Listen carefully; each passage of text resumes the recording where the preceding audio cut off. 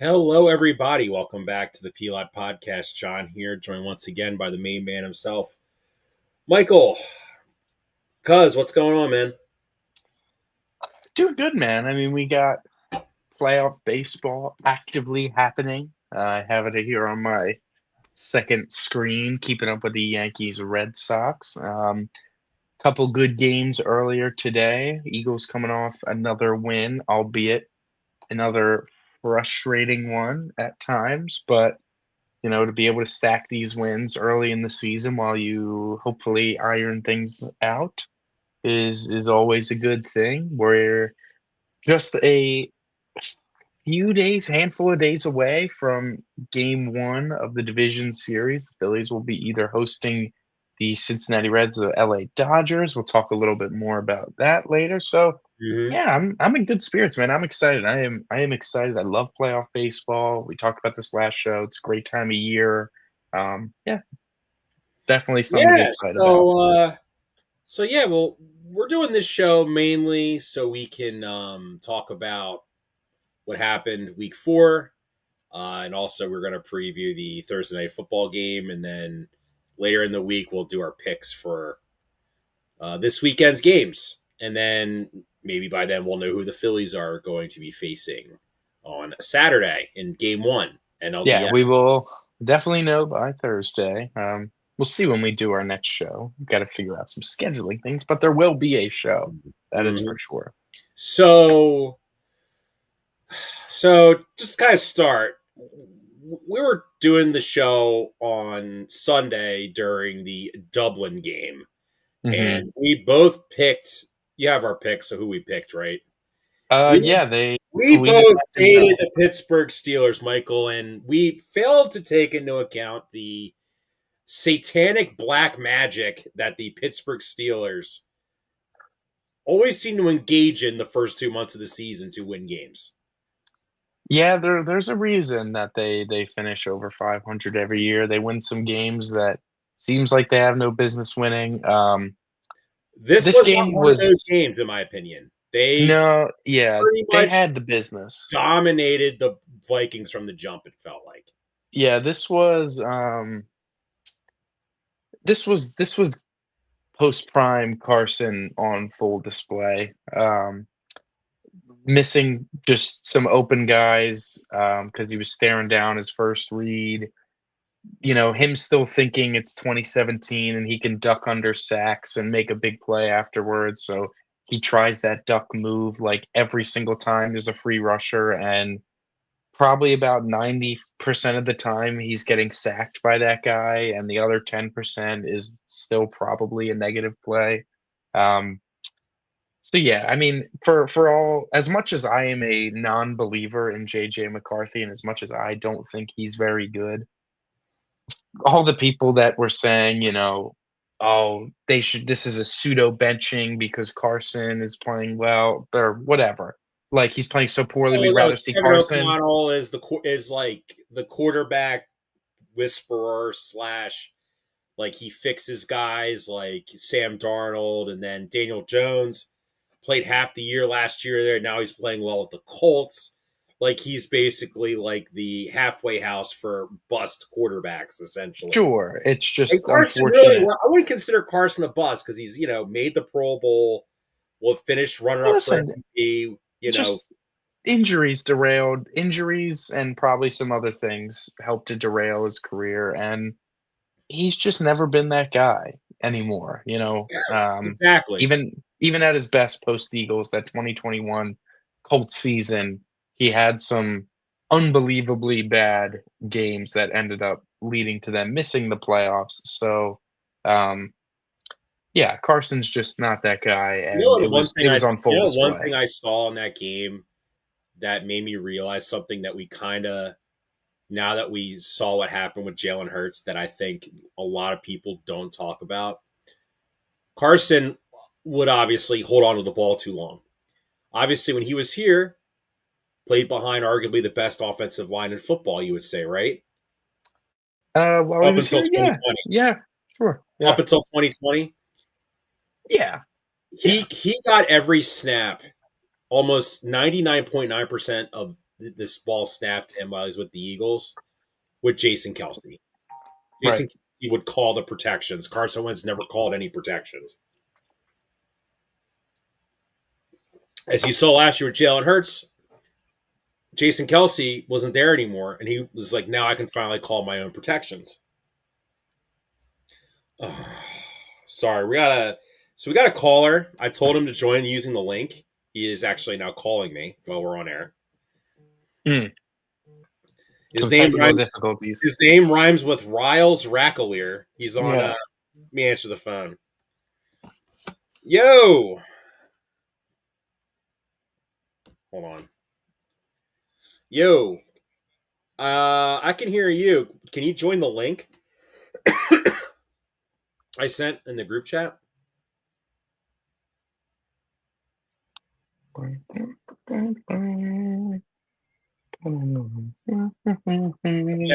getting him to go through the link. By the way. Yeah. So we'll just We kind of need like talk one while of he's those doing mid that. rolls, like. You could join through your phone. It's mobile friendly. Can you hear him, Michael? No.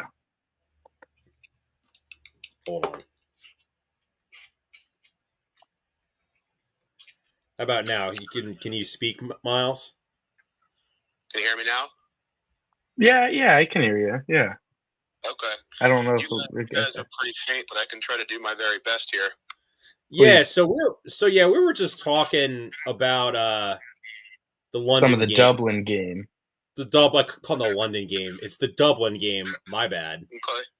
So we're just kind of talking about like Carson Wentz and kind of like what like we both picked the Vikings to win, kind of forgetting that this is when the Steelers stack their wins and then they inevitably collapse the end of the season. Right. So, like, what was your takeaway from the Dublin game?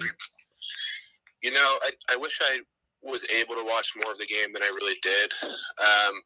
The highlights that I did see, first off, extremely happy for Kenny Gainwell, right? I've been a huge Kenny Gainwell guy ever since we brought him into the league. I'm not saying it just because he's on my fantasy team, blah, blah, blah. I'm just a huge Kenny Gainwell guy in general. I honestly didn't even know that Jalen Warren was ruled out before the game started. Kenny Gainwell's been, in two of my leagues, I'm kind of sitting at running back, so he's just been the guy that I've had on my bench, and, he's been pretty serviceable. But Jalen Warren being out obviously helped a ton. I saw, Kenny scored the first touchdown of the game. I was really happy. I'm like, let's go. Don't really care if he doesn't do much the rest of the game because all I'm asking for is about 10 points out of him. And he went on to, rack up 30 points. I think he had like 50 receiving yards. He rushed for 19 rushes for, I think, a buck 10 yards maybe and a touchdown. So I was extremely happy there.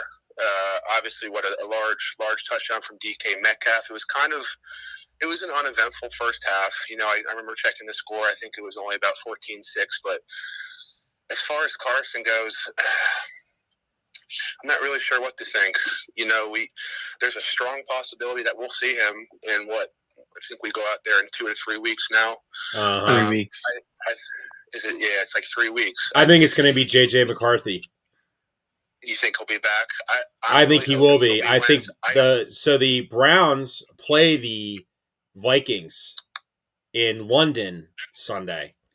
Carson Wentz's first NFL start was against the Cleveland Browns. I think there's a strong possibility his last ever NFL start will also be against the Cleveland Browns. That's a great observation. That's a great point. I would not be shocked as well. I think he's at this point pretty much emptied the tank. He did have that good long throw at the end to, I forget who got it in, I think it was Naylor. It was Naylor. No, it was Addison. It was Addison. Yeah. Well, even so, like, they were just trailing in that game. That game was not as close as what the final score indicated. Yeah. No, yeah. I mean, you look at Mike Tomlin, and Mike Tomlin, decision making is like F tier, 4th and 1 to get it, and the game's over, and you decide to punt it, and it's like maybe he does it because it's Carson back there, but I don't know. It's also Justin Jefferson. Like There is a I non-zero watched chance. Tim Tebow throw a garbage pass to Demarius Thomas, which he ran 80 yards for a touchdown because he out-talented the entire Steelers Right, secondary. like they could have It's not very exactly easily. like what Carson's capable of hitting a slant route, Yeah, they could have very easily thrown one down the field to Jefferson and gotten into a position. But regardless, they came out with the win. So Miles, let's get into the Eagles game because we hear that Miles was at the game, was in Tampa, and I want to know what his thoughts were. Being down there, what was it like? How hot was it actually? How many Eagles fans were actually there? All that sort of stuff. Yeah, good question. The Heat certainly lived up to the hype. I'm not sure if I was physically or mentally really prepared for how hot it was going to be. I sat up in the nosebleeds and it was in the sun. I mean, there's no shade, as John was saying before. There's no built-in shade in that stadium, which is like a bowl. very weird to me, being in a really hot weather state. But obviously, it was flooded with Eagles fans. The last couple years that we've played there, it's been the same case. But I've been watching on my couch on TV, and even when you're watching on TV, you can see all the green in the stadium, but it doesn't really sink in until you start. When you're rolling up to the stadium in your car and you're looking around and you're seeing more green than red. That's when it really starts to set in. But as far as the game goes, I haven't watched back the All 22, which I planned on doing yesterday, but didn't make it home until late. And then I'll probably get around to it. He's a very hardworking young man, Michael. I see that. I appreciate that, John. Haven't gotten around to watching All 22. I'm going solely based off of observations from in person, which if any of you have been to a game in person, it's actually harder to watch in person than on your couch on a TV from like an X's and O's standpoint, right? When you're up that high, it's like your own All 22. Yeah. I thought Quinyon Mitchell played his best game as an Eagle, which is saying a lot, right? Because he's had a lot of impressive outings since we've gotten him last year. I mean, he was lights out. And I mean, he was asked to cover Emeka and Chris Godwin all day. I mean, he wasn't budging. He wasn't giving him any space to deal with. He was physical. I mean, he was even playing a little emotionally out of control at times. I did see that replay of him grabbing Tristan Wirfs' face mask, but he looked phenomenal. I thought he played lights out of his mind. Obviously, Cooper DeJean, I thought, had a tremendous game. I mean, it's funny, right? He, in my opinion, might be one of the best tackling corners in this league already, which is weird. And I mean, it's not supposed to be taken the wrong way, but he's a white corner, and the main why can't white dudes play corner, right? Well, you need to be extremely athletic to cover people on the outside, and you got to tackle well, and that's something that historically, white guys might not be the best at. But it's funny because I think he's plus athleticism, and I think he is one of the best tacklers in this league already. He played lights out. His name wasn't called very much because, I mean, he was covering guys left and right. I thought Keeley fared pretty well. Again, I got to watch the game over, but I think he was pretty sticky in coverage from what I took from the game. So when I was watching on television, Miles, on Sunday, I was kind of surprised that that Tampa Bay didn't try to attack him more. Because you saw, especially in the Cowboy game, that obviously Keeley didn't play on defense. They were just targeting Adoree Jackson as much as humanly possible in that game. You know what I have to say about that? I feel like Chris Godwin was very much a decoy. The way he played and the way he looked was just not that of someone that was 100%. He even had a couple drops where it's just like, he's not too worried. It seems like he's too worried about his body, as opposed to just making a play. And if you're not in a place where you can fully trust your body, like that's just a hard way to struggle. Well, Michael, I agree with that. I also think, though, he's coming off a serious injury. This was his first real game he's played in since his foot turned 180 degrees. Yeah, no, listen, it's that and too. He's playing in 106-degree weather. It's like he's playing like in indoors, or he's in Philadelphia where it would have been 70 degrees, 75 degrees too. No, listen, I hear you. I just think that part of that was like Ringo, I thought played well, and I think part of him playing well was aided by the fact that they had Mitchell, following Egbuka for most of the game. Yeah, And if the only Godwin time was lined up Egbuka on made a Ringo, play was when there was partially busted coverage, and partially YOLO, Baker Mayfield, Brett Favre impression, yeah, I throws mean, it between two Makuba defenders. did not play well. No. And watching up top live, it did look like Reed was going to undercut the route in time. And when I saw that ball get through, and then I guess it went through Makuba's fingers too, I'm like, went through both of them. And Buka had nothing but daylight as he obviously just kind of jogged and walked backwards and taunted everybody on his way to the end zone. But I mean, all things considered, I thought Keeley played well. I do think that he needs to improve on his tackling, and I'm not sure how many. Yeah, that was disappointing because last year on special teams, he was an amazing tackler. Yeah, exactly. Yeah.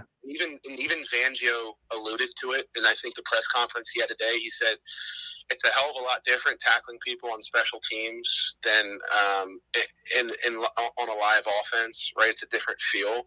And Keeley, you're right. He does tackle well on special teams, but it is different trying to read an offense and make it. It's that little lack of lateral quickness that he has.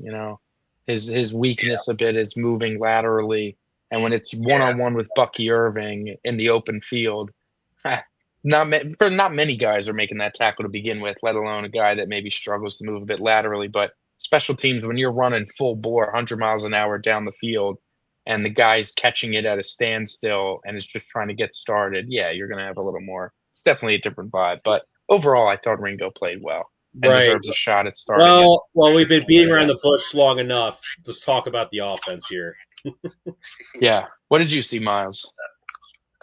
Man, I'm trying not to think as much about the offense as the stars in the defense, but obviously that second half was not pretty at all. I think I read something on Twitter on Sunday, the day of the game, and it's kind of getting lost in the scuffle, but we didn't complete a pass. You are correct, sir. Second half. 0 for 8. I think that's the first time a team has won a game without completing a pass in the second half. Correct me if I'm wrong. I'm not sure if you guys saw this as well. It's like happened twice in the last 20 years. Maybe I'm wrong. And it sounds right. Yeah. No, it is right. It's hard, especially absolutely. It was brutal. Watching from up top. I mean, the route concepts just. Having your two best receivers run stop routes the entire second half. Yeah, and I mean, to think about not completing a pass, too, it's not like it was a blizzard where it's like, okay, well, you're just not throwing. Or it's not like it was super windy or super rainy. Remember that game the Jets and the Patriots played where Mac Jones threw 3 passes? Right, it was just hot. It was just hot out. It's good conditions to throw in. It was just hot. Well, let's talk about what happened to Jalen Hurts on the slide. He gave himself up. He got hit in the shoulder, but it looked like his head whipped back a little bit when he got hit. The turf. Yeah, hit the turf hard. And hit the turf. So he either was so physically exhausted from the heat he couldn't really, his brains were cooked, or he got his bell rung. Yeah, well, what's puzzling to me, I mean, I thought we came out, and I was even telling my buddies this, I thought we were going to come out firing, right? And Petula was in a rhythm. I mean, the shovel passes to Goddard, we had a screen to Saquon out in the flat. He was in a rhythm. He was cooking. And I thought we'd be able to continue that momentum in the second half. And I'm not exactly sure what changed. And if I'm being completely honest, I'm not sure when Lane exited the game because, again, it's a lot harder when you're there to. It was like mid-third quarter. It was like the third quarter. Early third quarter, I thought. It was, yeah. And, if Fred came in and played as well as he did last week, then great. I'm not sure that's the problem. I think a lot of this rests on Petula's shoulders. And I think it's something that we got to get figured out. You can't just decide to play football for one half on offense. It's got to be both. It's got to be well rounded if you're trying to win football games. And letting them get back in the game was not only nerve wracking for everybody, all the Eagles fans in there, but I'm sure all you watching at home. But we do got to get it figured out. And I do recall it taking Kellen Moore a couple games last season to get into the rhythm, right? And obviously this is Petula's first ever time calling plays. I do worry that it looked very 2023-ish, that second half on offense with Brian Johnson leading our squad down the stretch. So it is a little bit worrisome from that standpoint, but we do got to get it figured out. If it wasn't for Jahad Campbell ripping that ball from Bucky Irving, we wouldn't have scored a point in the second half, right? I mean, he forced a fumble in their territory. We were spotted the ball on the 20-yard line, and those were the only 7 points we scored all fucking game, or all second half. So definitely do got to get it figured out. I'm not sure. I don't want to point fingers, and it's easy to just look at the offensive coordinator. But it's football is a well-oiled machine. You're only I think Jalen. I think Jalen got. I think it was his health, because he just looked off. Like, not just like his play. He just looked like something was wrong. He did not, like, as good as he played in the first half and as on time and as accurate and all that. He played probably equally as bad in the second half. Like, exactly.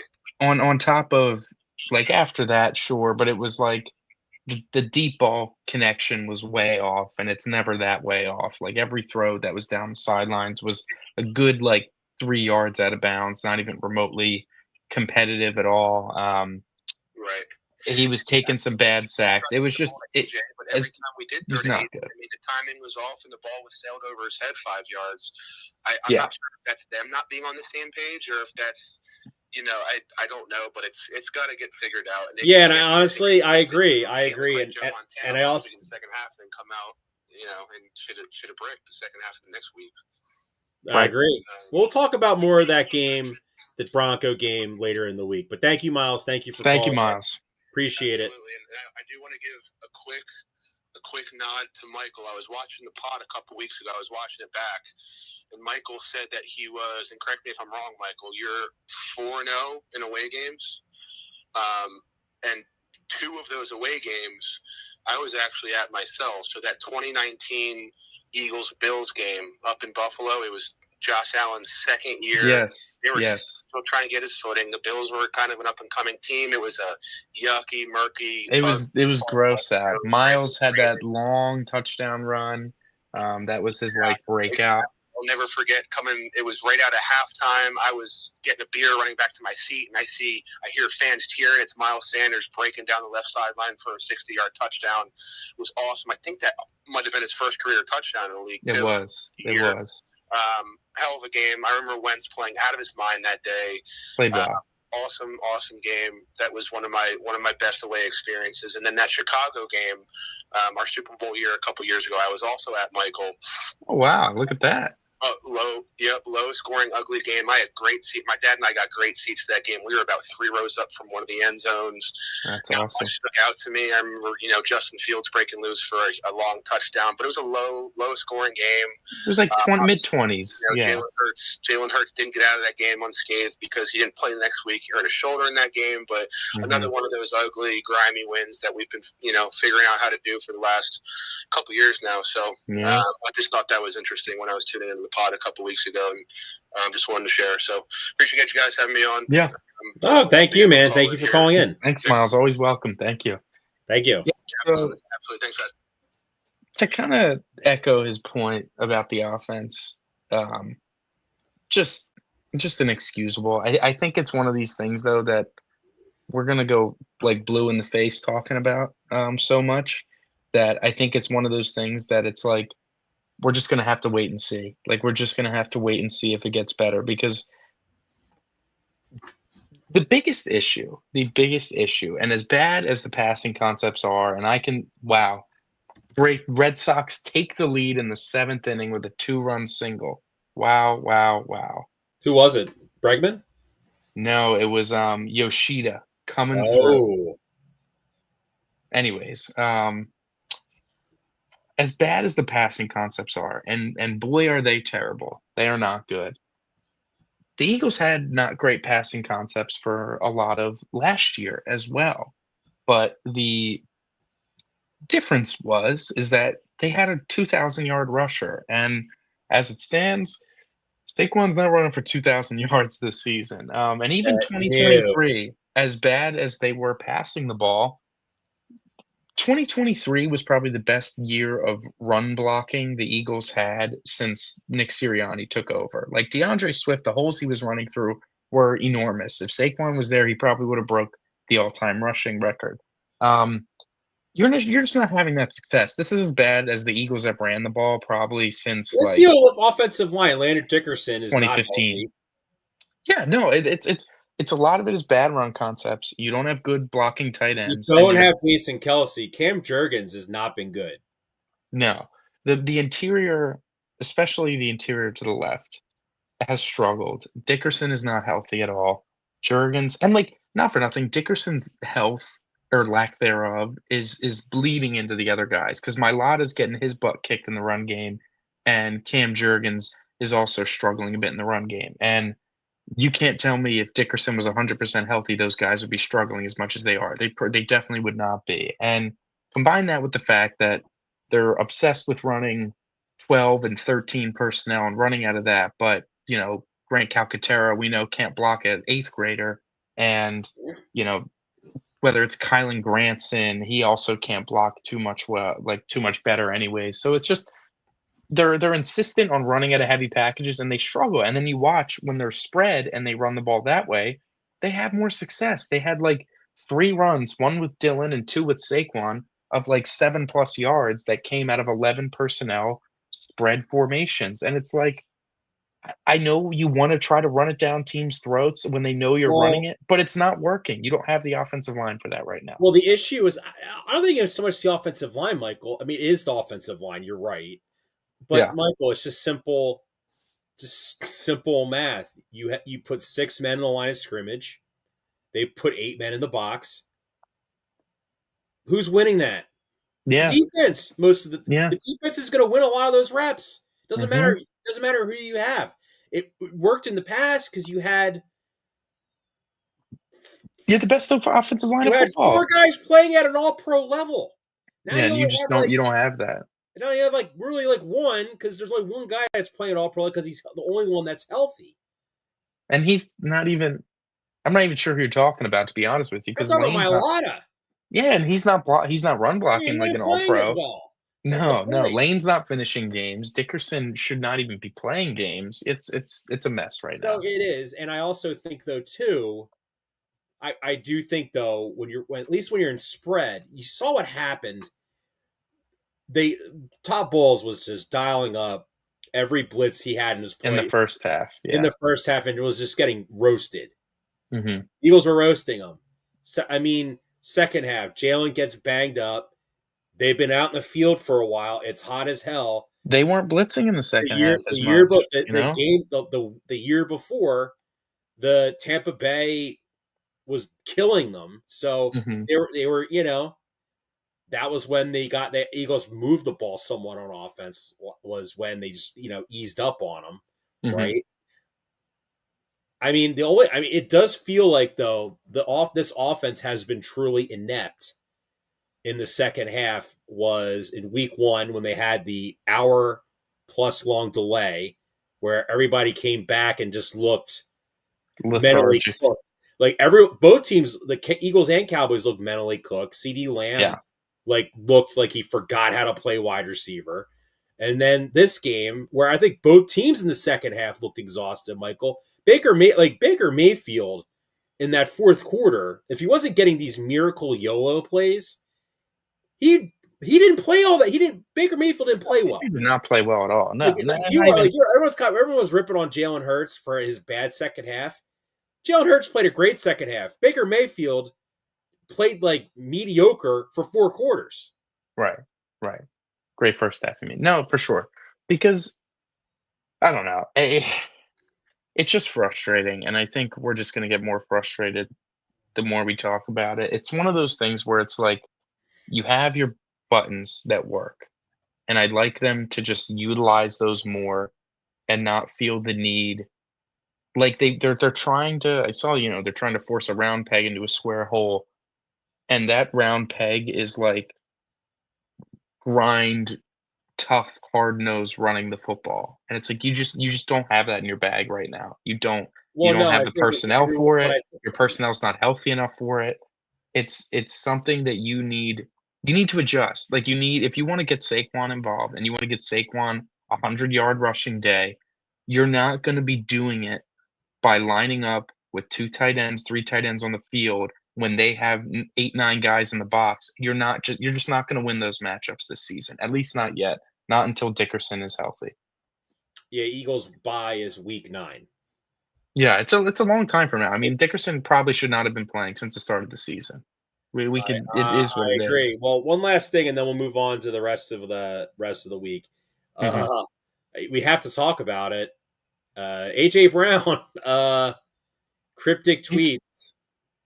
Yeah, I mean, I'm not making much out of a tweet, it's the tweet is what it is. We all know he's frustrated. The fact that he's tweeting it, I don't think should change much of anything. It feels like a fan tweeting it. Like the Yes, fans, like yes. we're watching. Remember when there was the fake AJ Brown last year for parts of the season?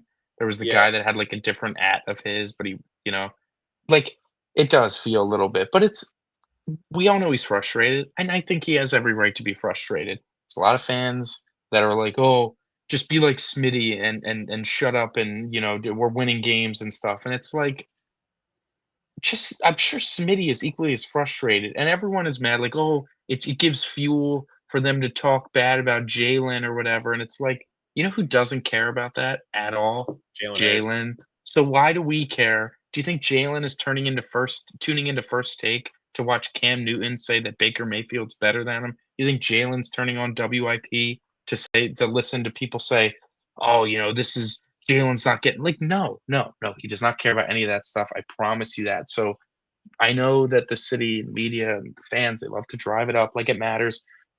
What matters is that he's just frustrated. Whether he's frustrated with Jalen, whether he's frustrated with Petula, whether he's frustrated with Nick, whether he's frustrated with anybody, he is frustrated, plain and simple. And he has every right to be frustrated. You watch the targets that he's getting, and they're go routes or stop routes. He got like one slant route that is open and completed because it's open and completed almost every single time it's manned up one on one.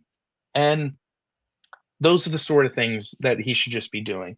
You watch how Jamar Chase gets used, obviously, when Burrow's playing quarterback, and, like, that's how A.J. Brown should be used. You watch the way Puka's used, and that's how Devontae Smith should be utilized. Like, they should really just copycat league it all the way down, looking at the way other star receivers get used and try doing it that way instead of doing things their own way, because their own way is just not utilizing them enough, It does feel though, if you're Kevin Patullo, you know what happens if they underachieve. It's the unemployment line. Yeah, you're the guy. Oh, wow, almost a big play in that long fly out to end the inning. The thing is that the Eagles didn't complete a pass in the second half, plain and simple. They Uh, won the game. That does not happen very much at all. And what does that tell you, John? That the Eagles, on paper, and, like, truthfully also, they have the best team in the league. They do.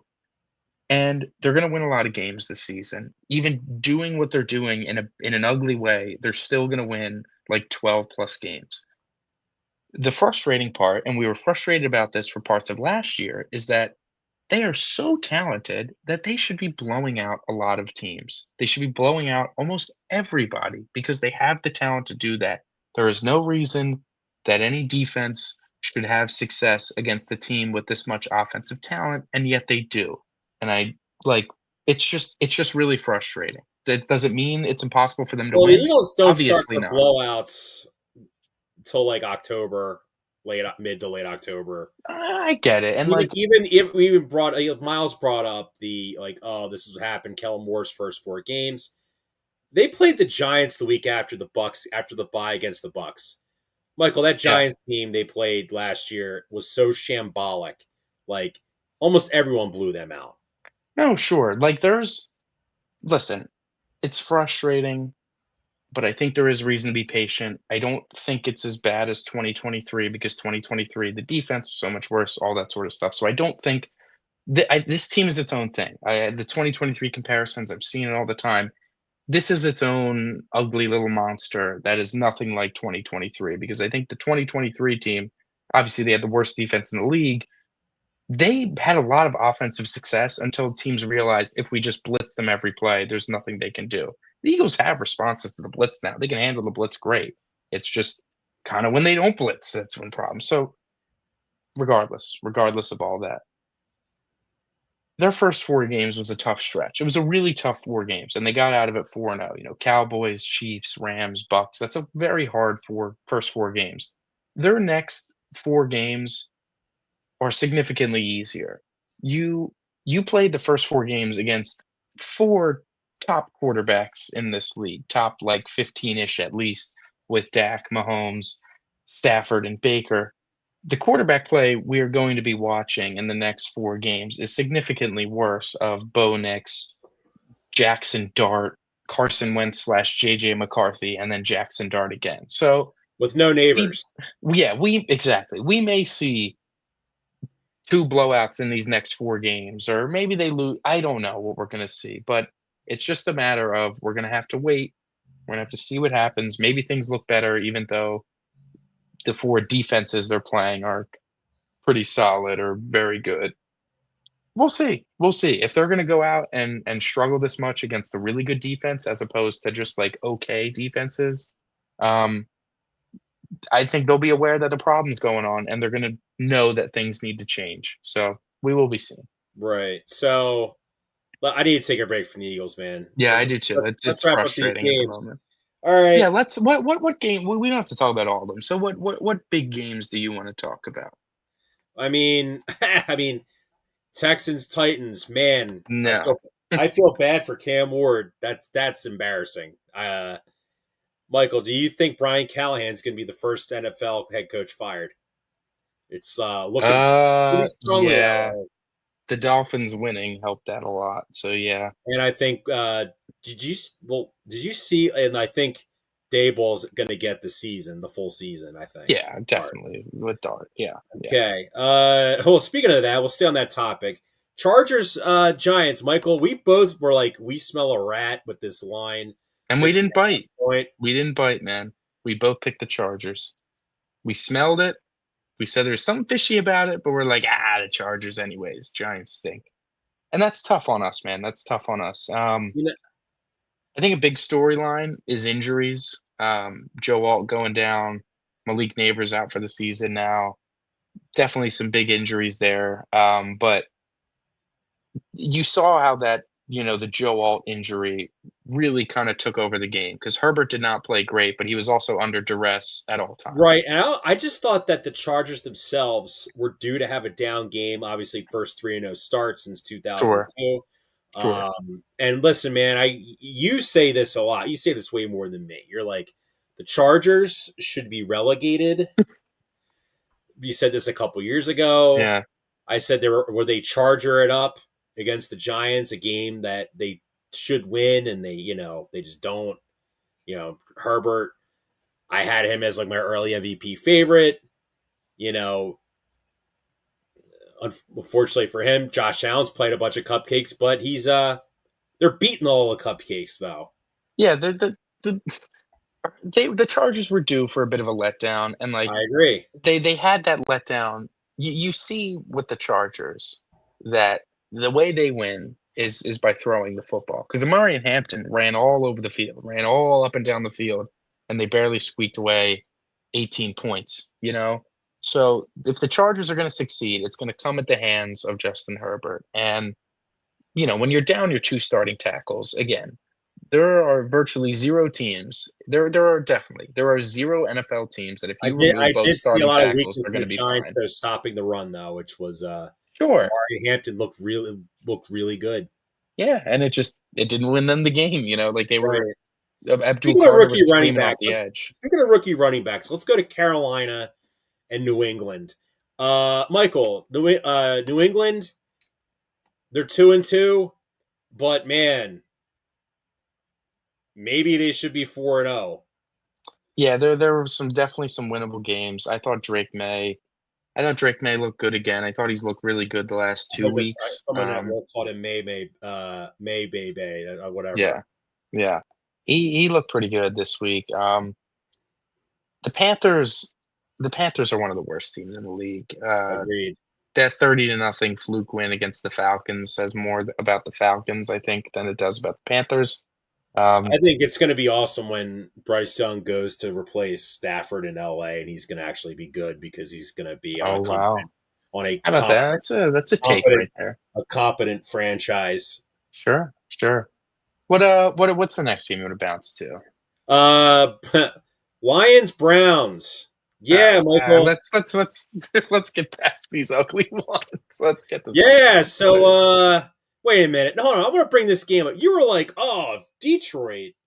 Sorry, if Cleveland pulls off the upset, they will make the playoffs. That's what I said, and they didn't, so they won't. Okay. Bill Saints. Man, this Saints team, Michael, they're just annoying to play, and they look like they're horrible. They are terrible, but they just look annoying to play. Yeah, the big highlight of this game was the failed little Philly special interception and the Saints special.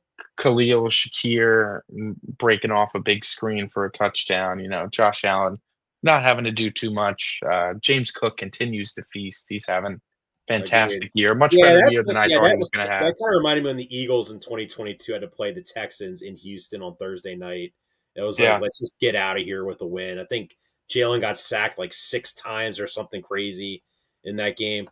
Anywho, all right, Falcons Commanders. I didn't see a ton of this game. I watched the highlights. Obviously, I think the big takeaway was that even though it looked like it was close, I do think that this Falcons team, I don't think Raheem Morris is, and definitely Zach Robinson, who they're talking about as the next potential head coach at Oklahoma State. Good riddance. That's never a good thing. Good riddance. This NFL offensive coordinator is eyeing a college head coaching job. That's never what you want to hear. Right. Between that and Penix just being fine. No, he was part of it. Yeah, the Commanders' problem is their secondary blows. Yeah. They're talking about potentially cutting. I saw if the Commanders cut Lattimore, they'll save a bunch of money in cap space, which sounds insane when you think about it. But yeah, I would say you look at the Commanders, them having a bunch of being the oldest team in the league when they're supposed to be rebuilding. It's coming back. I mean, they're definitely going to have. I thought they were going to regress from last year. It looks like they're going to get some regression via some bad injury luck. Obviously, Jaden Daniels now has missed the last 2 games. Expected to play this week, but he was kind of expected to play last week, and then he just didn't. Terry obviously missing 2 hurts them a lot. Eckler being out for the season isn't great. That running back room it's a committee of mid. Debo actually looks pretty good, which is good for them, I'll say. But defensively, they haven't been able to put up too much of a fight. Really relying on turnover variants for them to have successful defensive plays. Right. And then Jacksonville, San Francisco. I want to talk about this game.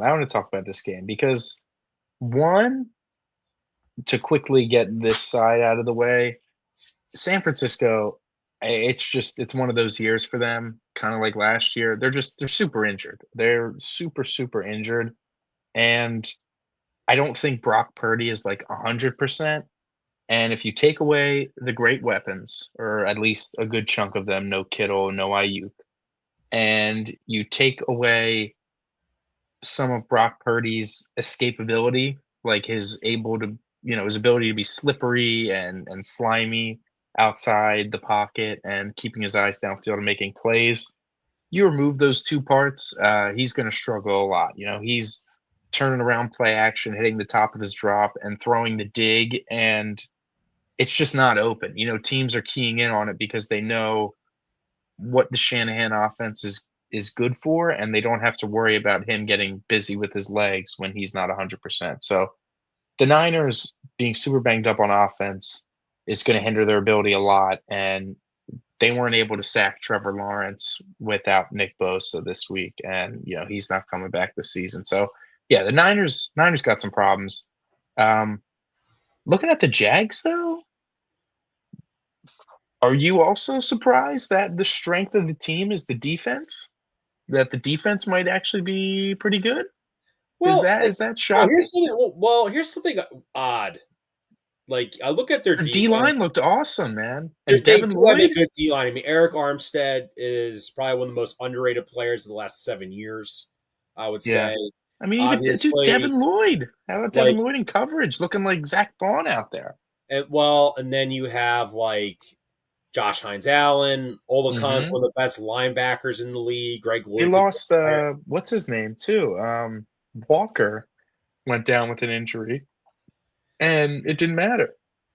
Yeah, in all honesty though, dude, like this Jags team, like they got cooked at the end by freaking Jacob Browning, which now that we're seeing Jake Browning like having to start games now for the Bengals, we'll talk about that briefly. Um, I don't know what to make of this Jags team because they're 3-1, but they're 3-1 because of their defense. They're not 3-1 because they have this dynamic offense, which everyone kind of thought they were going to have. Yeah, Like, I like think go ahead, go ahead. if it feels like in this game, it was just like Trevor Lawrence was more or less a game manager. It was just like, hey, if we don't turn the ball over, we'll win this game. Which, hey, look, we can't. Which, look, I can't be a hypocrite. That's why the Eagles have won 20 of their last 21 games. It's a big Right, reason why. right, But right, like, right. but that's because they can out talent people.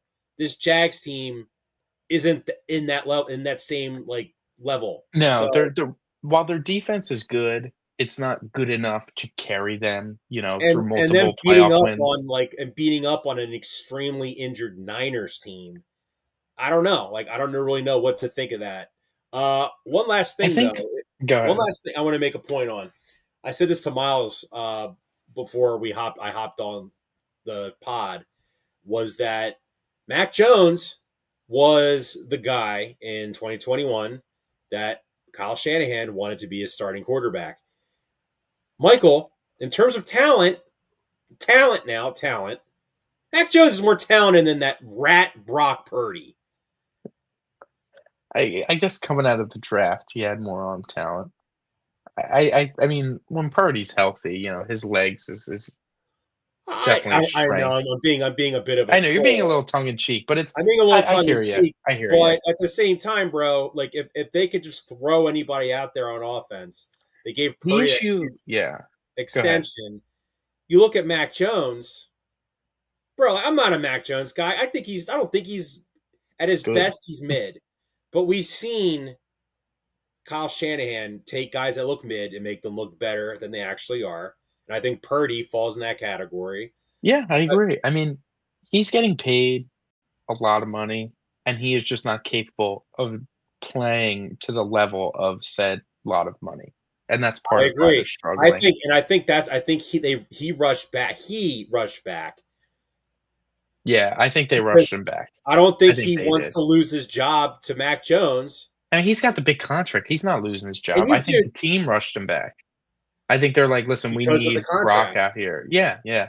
And I look at, yeah, no, they're in some trouble. One more point I want to make about the Jags and their offense is, while it's not clicking like on all cylinders or anything, the guy that is having their best season easily is Travis Etienne. He's having a really, really good year, and I guess this shouldn't come to a huge surprise. We saw how successful the Buccaneers running game was under Liam Cohen. Um, Brian Thomas Jr. reeled in a few more of his targets this week. I would be shocked if the Jags go the entire season without Brian Thomas kind of hitting his stride at any point. I think Liam Cohen is going to kind of refuse that to happen. You know what I mean? Like, I think he's going to do everything he can to get the most out of him because he knows how important that passing game is, and he knows how important um, being able to stretch the field is. You know, we it's so easy to just kind of look back and see how the Buccaneers operated, and a lot of it was underneath, but Baker was able to push the ball down the field, push the ball down the seams, push the ball on post routes, to kind of get things going with a good running game. They have the good running game in Jacksonville. They just need to start connecting down the field with some throws, and I think that's going to take a little bit of time. And Brian Thomas Jr. is far and away their best pass catching weapon, so they're gonna have to figure that one out. Yeah, and then let's go to L.A. Rams Colts. Michael, man, second year in a row, Colts lose a game because a player fumbled the ball Before before entering the end crossing zone, the end zone. Where now, granted, Jonathan Taylor pulled a Deshaun Jackson with his. I think Adonai Mitchell went to go like this to hold the ball out, and it went to just. celebrate, and he just But I think lost it. right, and he just lost it, and man, that's a rough way to go to 3-1 if you're the Colts. I will say this, regardless, I kind of thought the Rams were going to put up, not blow them out, but I thought it was going to be like a 17 maybe point win, right? Pull away win. Listen, the Colts, Steichen's cooking, man. Steichen is cooking with Daniel Jones. It just goes to show, I think, unfortunately, as a Anthony Richardson defender, um, just kind of goes to show how bad he was, or just his inability to make the easy button throws consistently and take what the defense was giving him consistently. Because I think Anthony Richardson's issue, he's not coachable. I mean that's all under the same umbrella. Like, yeah, Oh, okay. I agree. Yeah, that's all under the same umbrella. That, like, if he's not super coachable and he can't hit the easy stuff and he's not taking what the defense gives him, it doesn't matter how much more talent he has than Daniel Jones. Because yes, if you filled up two glasses of talent between Anthony Richardson and Daniel Jones, the Anthony Richardson cup is overflowing and the Daniel Jones has a few beads of morning dew from the grass out in the springtime. So it's not even close to the same. However, the Colts offense is seeing so much more success, and a lot of it is because Jones is able to hit the easy throws. You're seeing how a passing game, somewhat of it, is helping out the running game. Jonathan Taylor's having a great season, and it's because they're not super one-dimensional, and he's not asking Jones to do a ton, but he doesn't need to. He's just making plays, and yeah, he struggled a little bit more than he had in the previous weeks this past week, but they're able to move the ball, and, like, he threw a touchdown that the receiver didn't, he dropped Mitchell just dropped the ball into the end zone. So, some things could have went a different way. We might have seen a different score outcome, but it just Shane Steichen and the weapons are a lot better than I think we as a collective NFL fan base kind of felt over the last few years. And I really do unfortunately think that the quarterback was dragging them down. I think the weapons, is definitely a better look than we previously thought. So yeah, that's it from the Colts perspective. Puka Nacua is unbelievable. He's Yep. really, really freaking good. It's very fun owning him in fantasy at the moment. He catches everything. I think what's keeping people from putting him in, like, top 5, top 3 conversations is, He's not top 5. I mean, some people, like, it's not far and away, like, guaranteed, I feel like, the way people talk about things. And I think the reason that is, it's still remnants of Cooper Kupp's Triple Crown year that not enough people gave him credit for. What was the talking point when Cooper Kupp won the Triple Crown? Was it he's the best receiver in the league? No, it was Sean McVay is a genius and Matthew Stafford's really, really good. I think that is still bleeding into some people's minds with Puka, where I think Puka should be talked about like he's in those conversations with Chase and Jefferson and stuff. And I don't think he's put in those conversations What yet. I find fascinating about Puka is when you look at all the league's top wide receivers, like top 25 wide receivers, they're all like first round picks or they were they were like day 2 picks. Puka was a midday late round pick, day 3 pick who just balled out from the start. Like kudos to Rams GM Les Snead and your buddy who's a scout for the Rams, right? Yeah, he's a capologist. Yeah, kudos to him too. Friend of a No, friend. Yeah, but man, like I think the one thing that could hold the Rams back is Matthew Stafford's back. yeah. His health in question. Everything could come collapsing down like a house of cards. Like, You saw in the Eagle game when they drilled him in the back. You saw when Puka had the catch that got turned to an incompletion, then turned back to a catch. mhm, Stafford hurt his back, and it yeah, affected the rest of the game. Like they didn't get into field goal range because Stafford threw them there per se. It was because Kyron Kyron was. was just running through Eagle defenders. Yeah, I think you're gonna see with Stafford is he's gonna have some weeks where he just doesn't look amazing. He's not gonna be like super consistent with He's some of his 36 throws. years old, but he's played since With back issues, like 2009. he's just hurt, man. He is just probably hurt. But listen, if he can be healthy and be out there, and the Rams can hang with anybody. We talked about this pre-show, man. They've won their last 20 games except for games against the Eagles or whatever. Like it's truly a remarkable Truly an absurd stat. statistic. Yes, yes, and they happen to be 3 important games, so Oh, is what so it is. so what about the resurgent Caleb Williams, Michael, going into Vegas? Yeah, it feels like Vegas is kind of the get right team Yeah. for everybody, Yes. unfortunately. Gino. I like Gino a lot. I want Gino to succeed. I think he's still His good, OC's a moron. but man, are some of the interceptions just really tough. Like, I'm a big guy of like, if you throw some interceptions, it's not the end of the world sometimes because, it's good to be aggressive, I think, as a quarterback if you don't have some really, really loaded team or something like that. But it's just too many. I was very happy to be a Bears money line better this week. And Gino's turnovers really turned the tide of the game because the Bears, whether it was Caleb getting sacked at a field goal range a few times or whatever, Gino was just giving it right back to him. But I thought Caleb played well. I didn't think he played amazing, but I thought he played well. He was ripping some good throws, some big time throws. But I think that whole offense is still kind of gelling a little bit. They still got some more room to grow. Yeah, shout out. Yeah, Roma Dunze, man. 5 receiving touchdowns on the year. Like you said about Shane Waldron, he's probably the worst like any like football coach in the NFL. Yeah, he is a legitimate terror.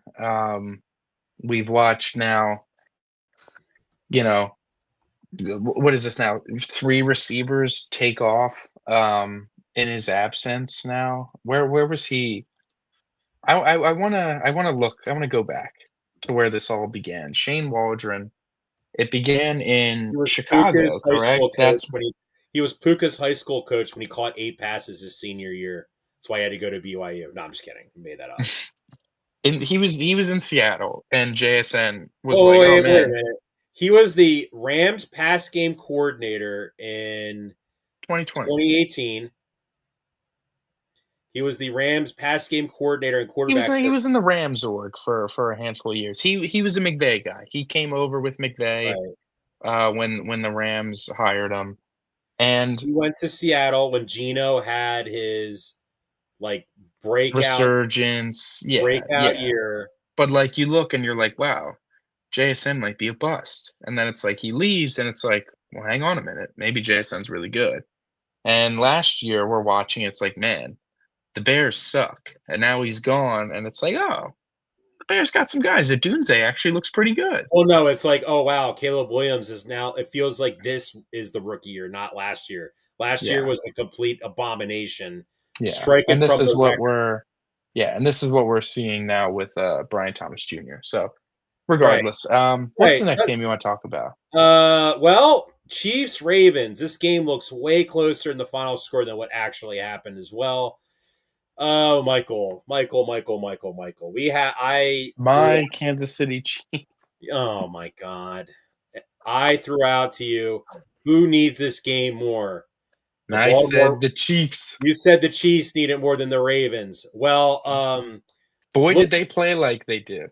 Well, they did play like they needed it more, but now looking at the state of the Ravens, Well, the Ravens are just having one of those seasons. It appears one of those super injured years like they had back in 2021 that made everyone think like Lamar was not good. Lamar. Yeah, yeah. So it's like Lamar looks like, what is he going to miss? Like 3 weeks now with this hamstring issue. They said at the most 3 weeks. Yeah, I think it's ridiculous. People saying he quit and took himself out of the game. yeah. No, I think this game was an indictment on Harbaugh. John Harbaugh. I Oh think yeah. a lot of it was Well, they say like the that Ravens are really talented. Andy Reid owns his former assistant coaches like Belichick did. Man, I'll tell you what. John Harbaugh looked like it's kind of begs the question like what does he really do? Like when you're the CEO coach, you're supposed to get your guys prepared and have your coordinators handle all the other things, I suppose, right? Yeah. This is kind of legit where like the Ravens are going to, I think, are going to approach a crossroads. I mean, you got their fans are saying we should have. I don't know, just the comedian. We should have kept Mike McDonald. Yes, Like, it's tough because you look at the Ravens and it's like on paper, they got all talent in the world. Lamar, Henry, well, we have all those defense got injuries, talent. but like, here's the thing though, too. Look at the injuries. Like Madubuike, That's a very huge underrated, miss for their run very game. underrated player, They right? can't stop anything on the But run. bro, your best pass rusher is Kyle Van Noy, which he was great for them last year, right? Yeah, Bro, he's just old, man. It's tough. They don't get any pressure from the edge. Their secondary Mike outside of Kyle Green, Hamilton is Mike struggling. Green, who looks like he looks bad. Yeah, it's the issue.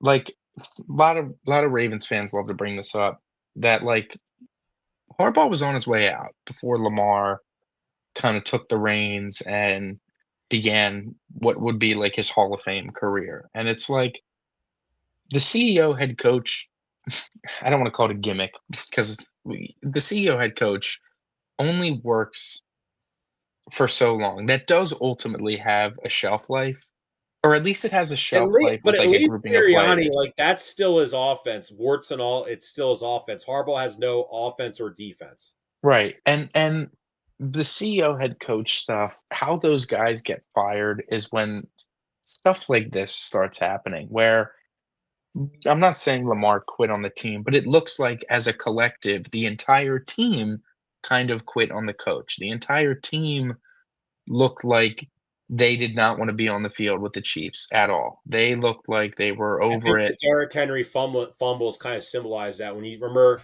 Yes. with Doug, all the turnovers his last year 2020, yeah. in 2020, the injuries started really piling up. Man, I mean, I'm not saying this Ravens team is going to win 4 games, Michael, but man, like they are digging themselves into a hole. And you saw what happened against the Bills. They looked so good. My buddy Zach, friend of the show, tweeted out, he's like, John, are the Ravens? This is like when they were like really smoking the Bills. He was like, dude, I think the Ravens look like they might be the team to beat. Because I thought that too entering the season, right? I'm not No, judging, sure. and we love Zach, friend of the show too.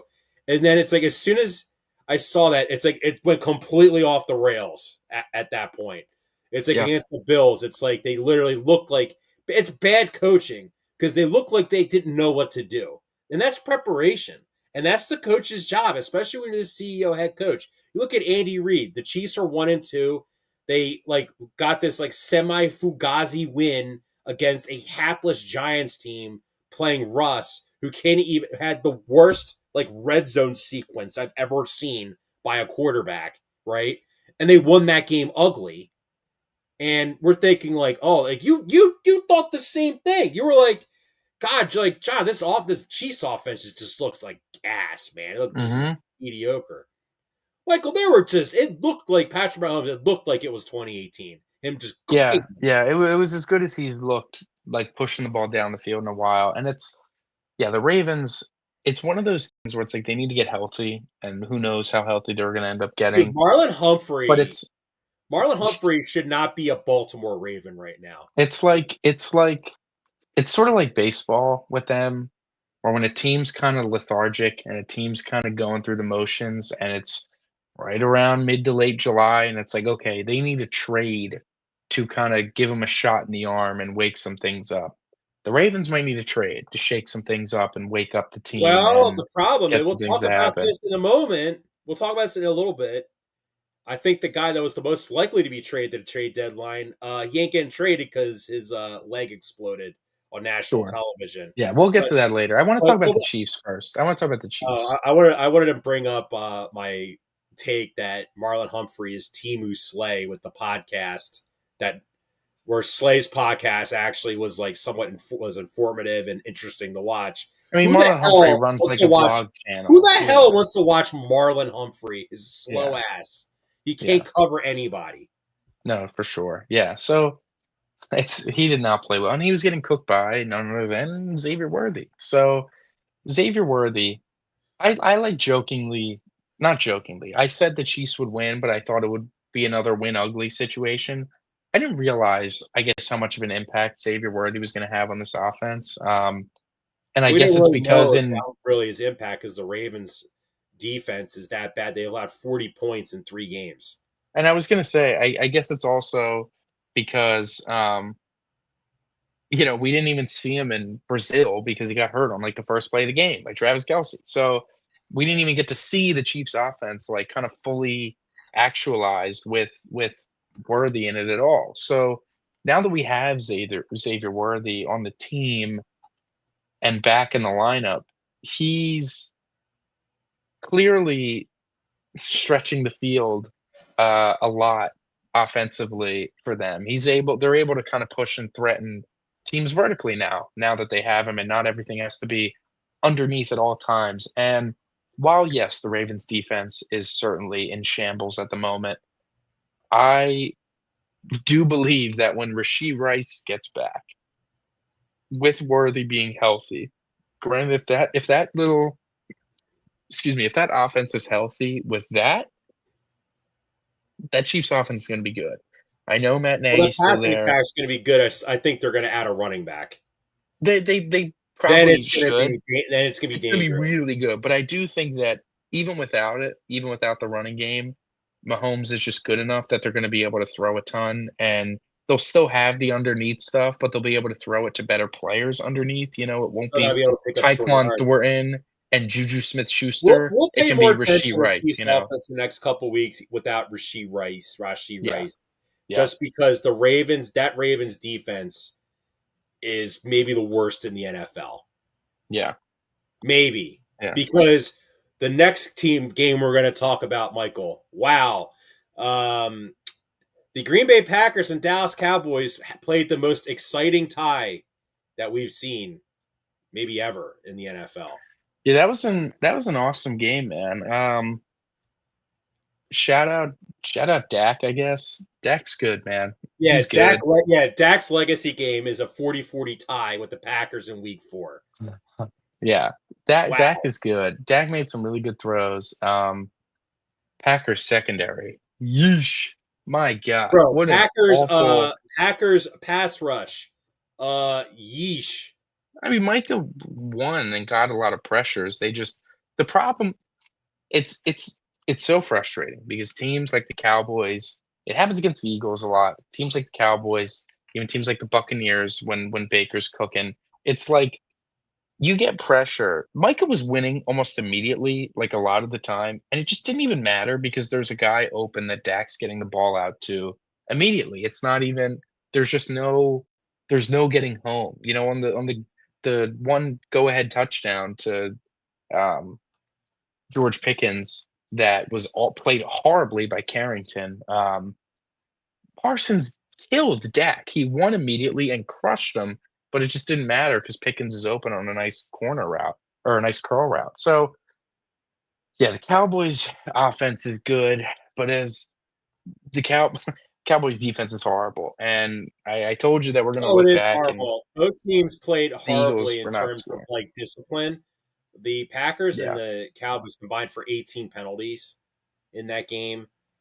And And defense like was you saw, so bad, man. Both yeah. teams defensively So sucked. so I said in one of our group checks, I said, let's say with me, everybody. Like it was when Jordan Love fumbled at the end of the first half and the Cowboys got that touchdown, which why the game was tied. That's Sure. why it I mean, the tied. block kick for a 2 also, that's a 3-point swing Yeah, right there. yeah. I think LaFleur's a McVay coach, isn't he? Yes. He's The from that McVay, tree. the McVay coaches. Shanahan. It does feel like the McVay coaches. Like my buddy Gino brought this up to me. He said to me, John, he's like, "What do you think? What their play calls they have? Like, how long do you think their play calls are? Do they call quick plays, or is it like John Gruden where it takes like 15 No, seconds? they're long. They're long plays. They're long plays where like you're seeing all these like stupid procedural penalties. You see them in games, they get tightened up. Like, at what You point know is this? what gene they lack? They lack the balls gene. They lack, like, the go for the kill gene. They don't have that in them. For whatever reason, they think they walk around like their shit don't stink all the time. But then when it matters most, they coil up and get so tight, and it's like the end of overtime was the perfect example of that. You're They were moving so slow down the field. They were just so content with only having to maybe kick a field goal, or the fear that if they had to kick a field goal too soon, the Cowboys were gonna win the game. It was very much playing not to lose instead of playing to win, and it all got, like, microcosmed in running the one swing pass to Emmanuel Wilson for a few yards, and then taking your sweet time to get up on the line, to then run that awful screen to Matthew Golden, who gets popped for a 3-yard loss, and then walking to the line of scrimmage to barely getting that ball to land incomplete so you can have a shot to tie the game and end the game in a tie. And it's like, you could have taken multiple shots to the end zone. As bad as that Cowboys defense is, especially, there was no reason not to try hitting someone like Tucker Kraft or Romeo Doubs again, or What anyone about when you got into down the Cowboy field. territory, you start just running no huddle and not letting them sub? That's what I'm saying. It was so they were playing so scared. They were playing not to lose, and guess what? They didn't lose, so they got what they wanted. Very lucky, by the way, because that incompletion, what if it gets tipped up instead of tipped down? Like, what if that happens? The game's over. The ball went straight into the ground after it got batted. They're so Did you see lucky Michael it didn't go Irvin's up in the air. meltdown about the clock operator saying, "How do you not bleed off more time to get Yeah, that?" You know, real yeah. quick, yeah, real quick though. Um, I mean, you mentioned Dak. Listen, Dak's the comeback player of the year, man. That's why you saw last night. He's the comeback player of the year because you're not going to give him the MVP if the Cowboys win 7 games. So you got to give him Mhm, some sort of other award, which the mhm, comeback player of the year award makes more sense because the national media doesn't give a crap about Aiden Hutchinson. I'm sorry, they just don't. mhm. And it's like, oh, look at how Dak. This is the best I think I've ever seen Dak look. Evading Yeah. sacks, accuracy, making throws, no CD Lamb. That's the most embarrassing part, I think, for that Packers Yes. defense. No CD Lamb. Yeah, like, that was the whole thing, that it's Who do like you think the ball's going to? that was the whole thing that's like, "Oh, wow, the Cowboys I can do. really have You a know, Michael, potent I like passing your attack." take about the Packers thinking their poop doesn't stink because all we hear about, oh my god, like they were. It's so annoying watching national sports like football talk because they try to drum up a new opponent for the Eagles. It's almost like professional wrestling when they try to drum up a fit like they build up this this fake team like the Green Bay Packers. Oh, the Green Bay Mhm. Packers. They're gonna beat the Eagles. They're gonna challenge the NFC. They're gonna beat the Rams. They're gonna beat. Yeah, I mean, as Well, far as I'm concerned, the Packers gotta worry about their winning their own division here. To to lose and tie back-to-back games against the Cleveland Browns, who have arguably the worst offensive in football, and then the Dallas Cowboys, who do have the worst defense in football, to not be able to beat either of those teams in back-to-back games, it's inexcusable for a team that has Super Bowl aspirations. That is like, I know Zach Tom is banged up and that's hurting them a lot, but Other than that, they're Packers like scored 40 mostly points. They healthy. should win.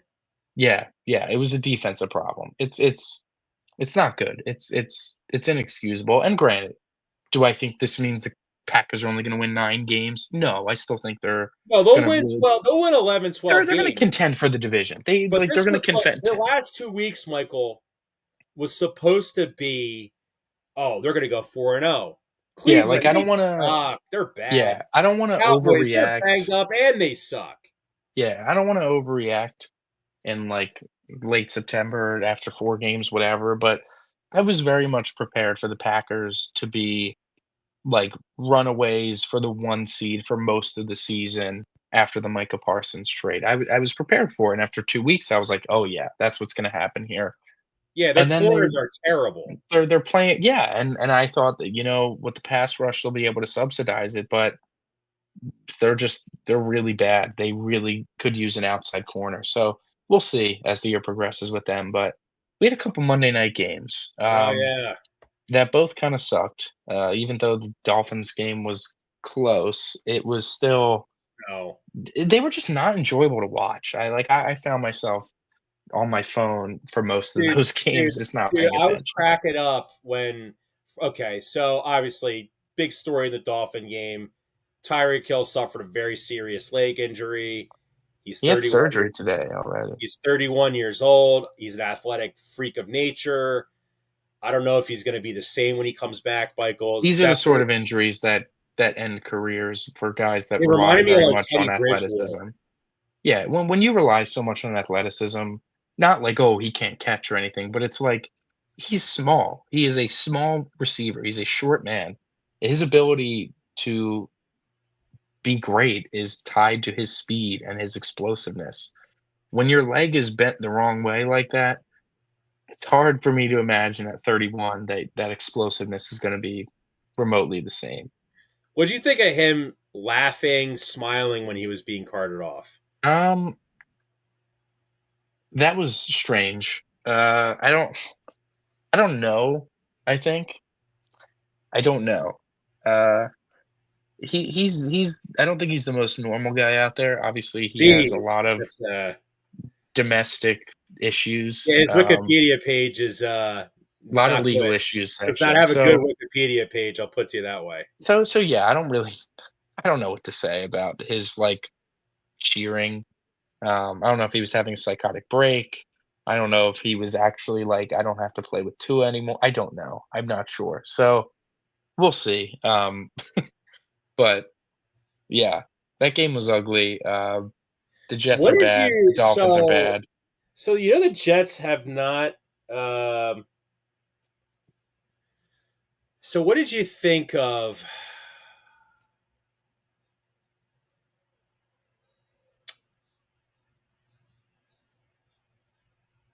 I was gonna say, what did you think of the fact the Jets have not forced a turnover yet? Um, it's not great. I'm sure Aaron Glenn's not standing for it. There were tweets that he was screaming at the team after the game. The Jets, like, I still think Sauce Gardner's really good, but I think they lack like high end defensive talent. Otherwise, I guess Well, Quentin Williams is very good, but they lack some elite edge talent, and I don't know how great their linebackers are. It's tough, man. They're just not a good roster, like cut and what did you dry. think about Brees Hall's all time quote? Like sometimes, you know, sometimes you shoot yourself in the foot, but for us, We shoot ourselves in the we head. I shoot mean, that's ourselves in the head. I think that's a great comparison to this Jets team, Michael, because it's the epitome of Jets football for probably as long as both of us have been alive combined. yeah, they Honestly, really straight up you jetted can you it can up there to you start can the add game. our ages together, and it's probably been like that the entire time for the Jets. I think my So still favorite all time quote I've ever heard was when the Buccaneers first were incepted. They start out 0-26 as a franchise, Michael, right. and they asked their head coach, legendary college coach John McKay of USC. There's a statue of him outside of USC, Michael. That's how great of a coach he was for them, right? Hmm. They asked him, "What do you think about your offense's execution?" He said, "I'm all for it." Right. Right. It's That pretty much what Brees Pretty Hall much what was Brees Hall said. Brees was saying. um, But I said this, Michael. I think the Eagles, man, I don't want to see anybody get hurt. But I was telling my buddy Gino the other night, we're watching football. I said, dude, like he's like, wow, this Packer team offensive, they look really impressive. I said, imagine how scarier they would be if they somehow acquired the services of Tyreek Hill. the Eagles. No, the Packers. Okay. I was like, wait a minute. No, the Packers. Or let's say the Yeah. Bills or the Chiefs. I mean, all this is pointless now, but It's pointless yeah, now, but I do if he think was available, I think all 3 top AFC contenders could have used him for sure. no, I think he could have been like it's almost like in baseball. Like who was the top guy at the deadline? Was it Duran? Maybe Suarez was a big name that got moved. You know, the way he was hitting, but he struggled after the fact. Well, let me I look at hear it you. this way. Imagine I mean, Tariq. Trey Turner, and Max Scherzer both got traded in the same deal at the deadline. Okay, imagine before If Jalen Phillips and Tyreek Hill got sent to Baltimore in the same deal, yeah, that'd be pretty massive for them. right? You But know? yeah, but like imagine before that Tyreek Hill gets the injury he had, right? Yeah, sure. Right. So yeah, I do think though that the most other likely player to get traded at the deadline, I think, is Brees Hall. With Braylon Allen just getting banged up now, I don't think I see. I know. There's nothing to like play for them or whatever, but I I just don't know. think when you're I as don't think the bad Jets as are they like are, and you that look could at be an off-season thing to me. You know, because around like draft time. well, no, he's on the last year of his contract. He's a He's a free agent. UFA after this year. Yes, He's he been in the is league that long, since 2022. Remember? and a Good. 4-year deal. Wow. Maybe he is then. Maybe he is then. Wow, I didn't realize that. Maybe we'll see. We will be seeing. Not much to talk about in that Bengals Broncos game. Kind of at all. You need to Jake retract your hatred Browning's. for Bo Nix. No, I'm just kidding. No, I don't. Not at all.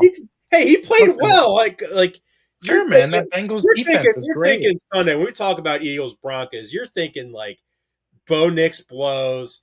He's gonna get sacked 7 times. He's gonna get 4 If Bo Nix, turnovers. listen. I will be wagering some Eagles to get intercept. Did I send it to you? I hit on Jahad Yeah, no, Campbell you did. interception. No. That was awesome. I saw I that was was awesome.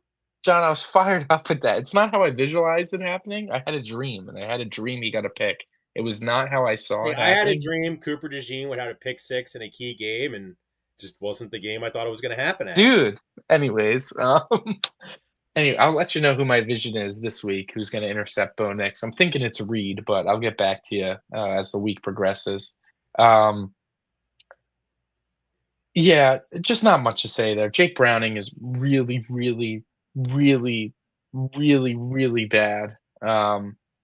If you can't like put the ball in the vicinity of, Jamar Chase and T Higgins for them to just go make plays or hit them when they're open underneath. Like if I'm Jake Browning, no joke, every time I'm taking the snap, I'm looking at Jamar Chase first, and if he's not open or not available to throw, I'm going to find T Higgins, and if he's not available to throw, I'm checking it down or throwing it out of bounds.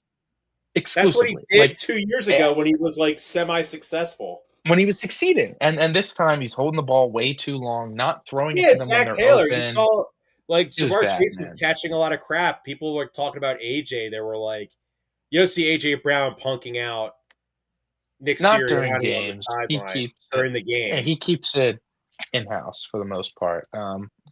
So yeah, I mean the Bengals. We when you talk about like what could the Eagles do as they continue to get some more injuries, they lost their long snapper Charlie Hewlett just got put on IR, so they just had to sign a long snapper. The other edge rusher Okoronko got put on IR as well, so they are very thin at edge at the moment. So listen, I'd be shocked if Howie didn't make a call to Cincinnati and asked about a rental for Mr. Trey Hendrick. Hendrickson, because even though I don't think Trey Hendrickson is the perfect edge player, I don't even necessarily think he's a perfect fit for the Eagles. They need They sacks. just need some more edge pressure, and that's something he's at least capable of. And I could probably assure you that if he gets traded to a contender, especially a team like the Eagles, that he would be juiced up and have some legs in him. So yeah, we'll see as that progresses. The Broncos look like typical Broncos, good defense. I don't know if you're seeing this right now, but the Aroldis Chapman is going for a 5-out save in game one, and he just gave up back-to-back singles to Paul Goldschmidt and Aaron Judge to lead off the ninth. Yikes. 4-out save maybe. So first and second, nobody out. Oh, I think Yet that's a Red Sox up that's a 3-1. great transition to playoff baseball, Michael. Yeah. So one last thing before we get to playoff baseball. One last thing. We want to pick Thursday's game as we have the rare Oh, opportunity yes. of being ahead of the curve. We have the 49ers against the Rams. Now, we've talked about both of these teams already. Bellinger, a flare into left center, long run. It's going to get down, and we're going to have bases loaded, nobody out. Yankee Stadium is rocking right now. Coming up, who's coming up? Is it Stanton? Oh boy, oh boy, oh boy. Oh boy, oh boy, oh boy, That's oh the boy. absolutely wrong pitcher to have in the to face Giancarlo Stanton. I don't know. This is not going well.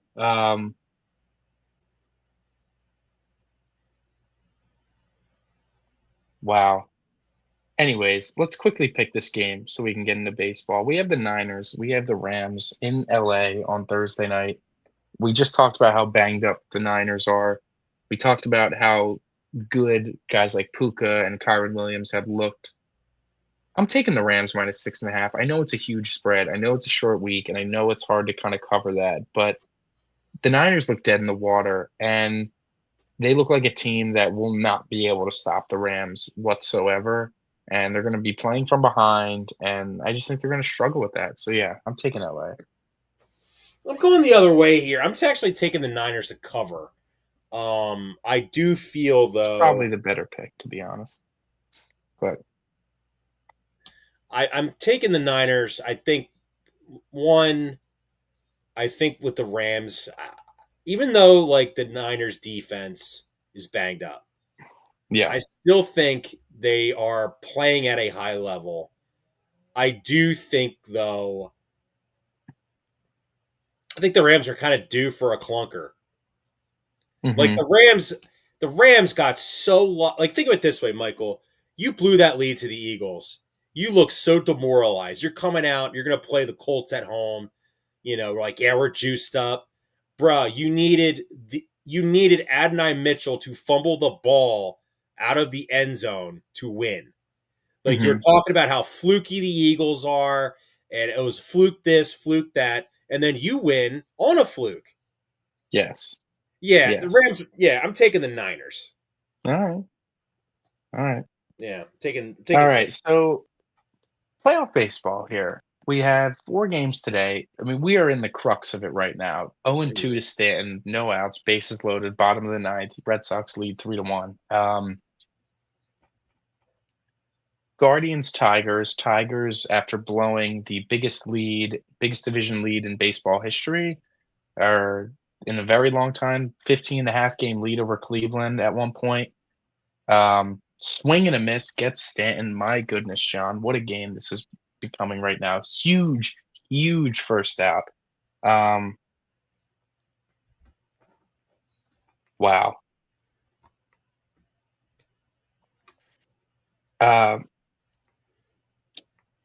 The Guardians are not good. Like, I looked at that Guardians roster, that lineup. It's really, really bad. And the lineup just came through. They got absolutely shelled, or not shelled, but they got mowed down by they're Skubal. facing arguably the best pitcher in baseball.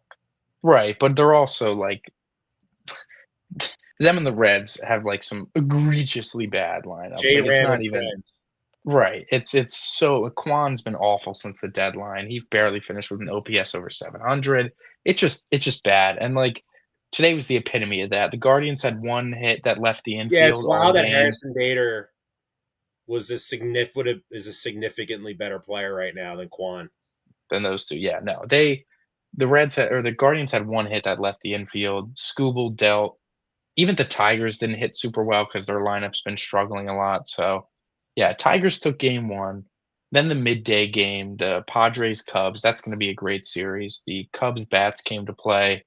Padres bats did not. It was still only 3-1, but by way of the big fly, they hit back-to-back home runs off Nick Pivetta, trailing 1-0 in the fourth inning, I think, fourth or fifth. Padres don't hit home runs. They're a lineup that really struggles to slug, and that might be what does them in here. As the Cubs lineup were able to slug, they hit 2 homers and they got an insurance run that was huge. Yeah, Padres just could not really get much of anything going pretty much all game. 0-2 to Jazz Chisholm here with 1 out. Massive spot. So this is the third game of the day, the third wild card series. There's another game coming up after this, but this is the cream of the crop. The league has been very excited about this one. Yankees Red Sox. Obviously, bases loaded. 0-2 to Chisholm. Chapman's pitch. A flare into right field. Goldschmidt probably shouldn't tag. It's Abreu out there. Throw comes home. He does not tag. Bases loaded. 2 outs now. I'm not sure who's coming up for the Yankees. Is it Volpe who is homered today? And he has a single. No, it's Trent Grisham. Up comes Trent Grisham, game on the line against Aroldis Chapman. Unbelievable. Yeah, this is going to be a good series, man. The Red Sox have kind of had the Yankees number over the years, and especially recently. The Yankees, I saw a crazy stat. They haven't beaten a non-AL Central opponent in the playoffs since 2012 against the Baltimore Orioles. They Wow. haven't beat the Red Sox in a playoff series since 2003. So yeah, it's been the Yankees only advancing by beating a combination of the Royals, Cleveland's baseball team, and the Irish. Minnesota Twins. And I don't yeah, and the Tigers a couple times too. Yes. So they just beaten up on the Central. And they've struggled against everybody else. All of that being their division, being the Astros, everybody's getting a piece of the Yankees. The last playoff win against the team not in the AL Central was a wild card game, 1-game wild card win in the 2018 series against 2018 wild card against the A's. 1-1 to Grisham. Lit up the K zone, not called a strike though. That's always a tough one. 2-1. Wow. It was close. It was a tough one, but yeah. So this will be a good series, fun to watch, fun to keep an eye on. I think the AL representative of the World Series is going to come from the AL East. It's going to be one of these two teams or the Blue Jays, in my opinion. I do think called strike 2-2. I think they're going to be better off than the Mariners. I mean, I guess we'll stay here till it ends. Until and then we could talk about the final series that is underway now in LA, Reds Dodgers. 2-2 to Grisham, bases loaded, all of Yankee Stadium on their feet. Pressure really setting in. 2-2 pitch. Swing and a miss. Foul tip into the glove. What a game. Wow, wow, wow. I love playoff baseball, man. There's not much like it. It is every game gives you agita. It really, really It does. does. Every game is disgusting. Every game is like the worst game of your life in the best way possible. And if I was a Yankees fan, I would be physically ill after that one. Oh, Wow, don't wow, worry. wow. Good What a friend of the game. show, Corey Frost, who subbed in for you this time last week, is a Yankees fan. Well, that's a tough one, man. If I was Corey Sorry, Frost, Corey. I'd want to scoop my eyes out at the moment. So, yeah, Red Sox, we're 3 games through the day. We have the Tigers up 1-0 on the Guardians, the Uh-huh. Cubs up 1-0 on the Padres. Now, the Boston Red Sox up 1-0 on the Yankees. And that takes us to the nightcap. The winner of this series will head to South Philadelphia on Saturday to take on the Phillies. The Los Angeles Dodgers hosting a best of 3 against the Cincinnati Reds, which shout out the Reds for losing the final game of the year, but it didn't even matter because the Mets lost 4-0 to the Yeah, Miami how about Marlins the and missed the salt playoffs. from the Mets broadcast after that Yeah. towards the Marlins? Like, you know, like you got Keith Hernandez, who is lucky he's not in jail for all the cocaine that he was doing in the 80s. He got busted for it and just Yeah. ratted everybody out to avoid going to prison. That's a fact, by the way. Yeah. Yeah. You know, he was like, the Phillies are the most overrated team in baseball. And then they proceeded to Mhm. go on a run. And then the Mets collapsed. And this is literally, it's like, it's almost like an annual tradition, Michael, with the Mhm. New York Mets. Mhm. But not, yeah, the Reds in the playoffs. I don't know. I think the Dodgers should take that series. It would be even with all their flaws. Yeah. Yeah. So the Dodgers should handle the Reds. The Reds are not very good. You know, if there's a lineup worse than Cleveland's, it's the Reds. What was that stat we saw? The Reds are the first team in Major League history to make the playoffs in a non-shortened season with no qualified hitter hitting 270 or better, no qualified hitter hitting 25 or more home runs, no qualified pitcher having 200 innings nor 200 strikeouts, I think was the stat, which like pretty crazy, Injuries. man. Injuries, a lot of injuries to their starters because that listen, the Reds don't like totally suck. If there's a strength, it's their starting pitching. Hunter Green Mm-hmm. taking the mound tonight is really, really, really good. Unfortunately, Chase Burns got hurt. Yeah, he's going to be coming out of the bullpen for them, or maybe having a shortened, a piggyback start, something as an opener. But yeah, if there's ever a game for the Reds to steal, it would be tonight. It would be to take game 1 against Blake Snell and then, just trying to manage to steal one more. But yeah, it's more likely than not going to be the Dodgers. If I really had to put some spirit into a pick, I would assume it's the Dodgers. So yeah, I'm excited to stay up and watch this one, long as it's a good game. But yeah, playoff baseball underway, man. We have the Phillies and the Brewers waiting in the NL, and the um, Mariners and the Blue Jays waiting in the AL. So yeah, it's gonna be a great playoff. I really do. It always is. Um, it always is a really, really good postseason in Major League Baseball, and this should be no different. So far through 3 games, they've been 3 really tight, intense, exciting games. I'm hoping we get another one to finish the night. I think so too, Michael. Obviously, we're going to do a show later this week. We're not sure when, but we will. We'll announce it. Mhm. We'll talk, you know, more about the Phillies. We'll preview the Yeah, Phillies we'll talk about the Phillies, and then we'll talk about the picks as well. and then the picks. So, everybody, thank you for tuning in to our post Week 4 show. We appreciate it as Yes. always. Take care. Enjoy the rest of your night, everybody. We are part of the Fired Up Sports Network of shows. Please check out other Fired Up Sports Network podcasts like the P-Lot Water Cooler Talk, Bell Smashers, Philly Sports Love and Pain, Drunk on Broad, Beer Battered Sports, and the Fired Up Sports Show, which are available on all major podcasting hosting sites and social media. Also, check out Mark Ramos' Roundup on firedupsports.com, which breaks down the happenings going on with all your favorite local teams.